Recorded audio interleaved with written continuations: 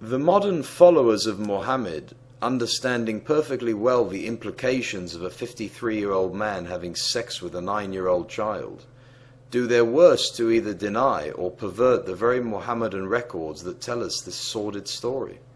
Please elaborate. Although we have addressed part of this issue in other earlier chapters, nonetheless it is one of the more sordid episodes in Muhammad's conduct that even modern Muhammadan scholars do their worst to hide. According to tradition, Muhammad married her when she was a child of 6 years of age and he was 50 years old. So young, in fact, that she brought with her her toys. This evidence alone shows that psychologically and socially she was still an innocent and immature child. He consummated his marriage with her at the age of 9 years, when he was 53 years old. The waiting period of 3 years had to do with the fact that at that time Aisha had contracted a disease, whereby she temporarily lost all her hair. The so-called disease was actually due to the immense shock of a child being handed over to a much older person. Such psychological traumas can and do produce almost instant side effects, such as loss of hair or even hair turning white. Sahih al-Bukhari Hadith 6.399, narrated by Yusuf bin Mahik. I was in the house of Aisha, the mother of the believers. She said, "This revelation, nay, but the hour is their appointed time, and the hour will be more previous and more bitter," 54.46, was revealed to Muhammad at Mecca while I was a playful little girl. Sahih Bukhari 7.18, narrated by Ursa. The Prophet asked Abu Bakr for Aisha's hand in marriage. Abu Bakr said, "But I am your brother." The Prophet said, "You are my brother in Allah's religion and His book, but she is lawful for me to marry." Abu Bakr was so shocked at Muhammad's proposal to marry his child Aisha of 6 years that he told him, "But I am your brother." This word "but," which in Arabic is innama, brings out the true disbelief of Abu Bakr regarding the request, which of course turned out to be an unchallengeable demand. Abu Bakr's shock alone is evidence that what Muhammad was demanding was against the social norms of even the pagans of 1400 years ago.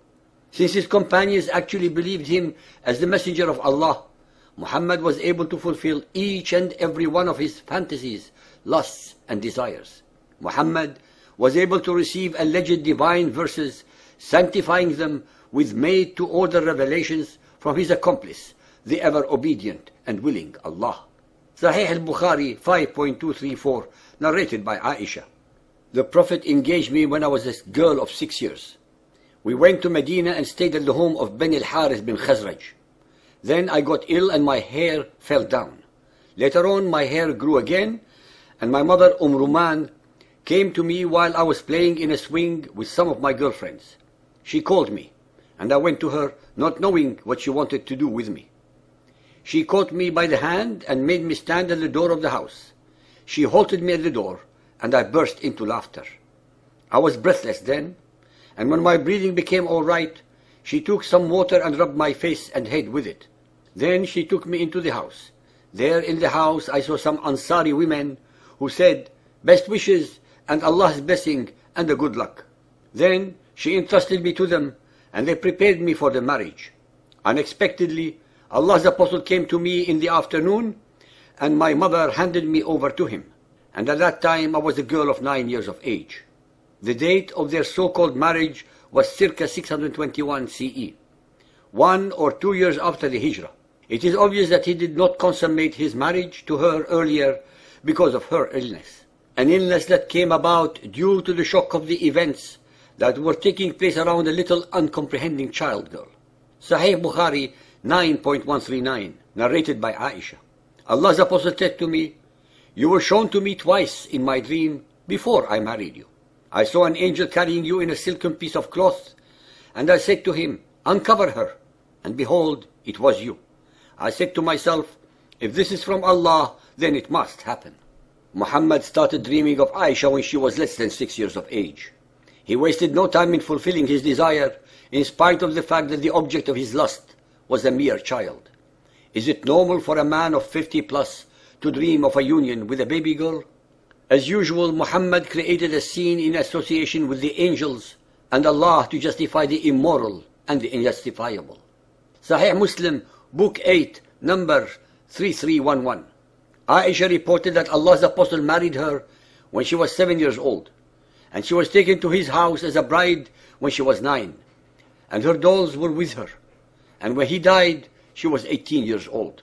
The Holy Prophet died when he was 63, so he must have married Aisha when he was 51 and went to her when he was 54. Sahih Bukhari, Volume 5, Book 58, number 245, narrated by Aisha.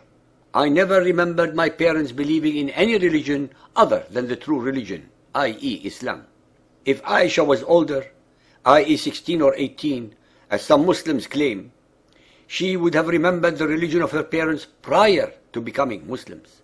Sahih al-Bukhari 7.88, narrated by Ursa. The Prophet wrote the marriage contract with Aisha while she was 6 years old, and consummated his marriage with her while she was 9 years old, and she remained with him for 9 years, i.e. till his death. Sahih Bukhari 8.151, narrated by Aisha. I used to play with the dolls in the presence of the Prophet, and my girlfriends who also used to play with me. When Allah's Apostle used to enter my dwelling place, they used to hide themselves, but the Prophet would call them to join and play with me. Fath al-Bari, page 143, volume 13, explains the obvious. The playing with the dolls and similar images is forbidden, but it was allowed for Aisha at that time, as she was a little girl not yet reached the age of puberty. Muhammad was invariably permitted by the ever-obliging Allah to have Allah's rules broken only in his case. Once again, another Muhammadan scholar confirms that Aisha had not then reached puberty. Sunan of Abu Dawood, Hadith 2380, narrated by Aisha. The Prophet used to kiss her and suck her tongue when he was fasting. Al-Tirmidhi, Hadith 6182, narrated by Aisha. Gabriel brought a picture of her on a piece of green silk to Allah's Messenger and said, "This is your wife in this world and the next." In this hadith, Gabriel brought a picture of Aisha, but not Aisha herself. It seems that Allah found a great deal of time to accommodate and be at the beck and call of Muhammad's personal needs as well as those of his household. None of the Hebrew prophets ever received such minutiae of attention to their personal requirements and comfort, even those with whom he befriended, as Abraham, or talked direct to Moses. Sahih al-Bukhari 1.229, narrated by Aisha. I used to wash the traces of janaba, semen, from the clothes of the Prophet, and he used to go for prayers while traces of water were still on it. Sahih al-Bukhari, volume 7, book 62, number 17, narrated by Jabir bin Abdullah. When I got married, Allah's Apostle said to me, "What type of lady have you married?" I replied, "I have married a matron." He said, "Why? Don't you have a liking for the virgins and for fondling them?" Jabir also said, Allah's Apostle said, "Why didn't you marry a young girl so that you might play with her and she with you?" In the classic history of the life of Muhammad, Sirat Rasulullah, by Ibn Ishaq, page 311, there is an account in which Muhammad expressed a marital interest in a crawling baby. This event seems to have occurred around the time of the Battle of Badr, which would have made Muhammad approximately 55 years old. Suhaili 2.79 in the Riwayah of Yunus. Ibn Ishaq recorded that the Apostle saw her, al-Fadl, when she was a baby crawling before him and said, "If she grows up and I am still alive, I will marry her." But he died before she grew up. So Muhammad's interest in young girls extended beyond Aisha. Why would anyone think that Muhammad's sexual interest in babies be the timeless expression of the will of Allah?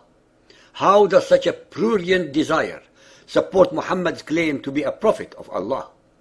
Such a desire by an old man is contrary to nature, and it is a perversion against the moral order of Allah's universe.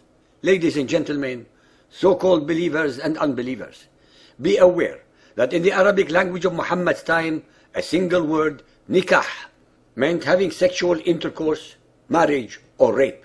Since Aisha was 6 years old when she was so-called married to Muhammad, nakaha, which is way below the age of intelligent consent, and as the ahadith demonstrate, Aisha was his unwilling partner. When he penetrated her at the age of 9, the same word, nakahaha, is used. Yet again, consent was not given. Hence, based entirely upon all the evidence at hand, This is purely a case of rape. Muhammad raped Aisha. As an aside, although Muhammad preferred to have sex with the young Aisha more than any of the other 8 wives, she was not able to conceive. It should be pointed out that he most probably damaged her reproductive system by penetrating her at such a very early age. So-called believers, go to Google and investigate this subject, and you will find to your shock and amazement that the current Muhammadan sources tell you that he married her at the age of 10 to 11 and consummated their marriage at the age 14, 18 or 19. Why pervert the original hadiths and deceive the readers if it was a morally, culturally and biologically acceptable case?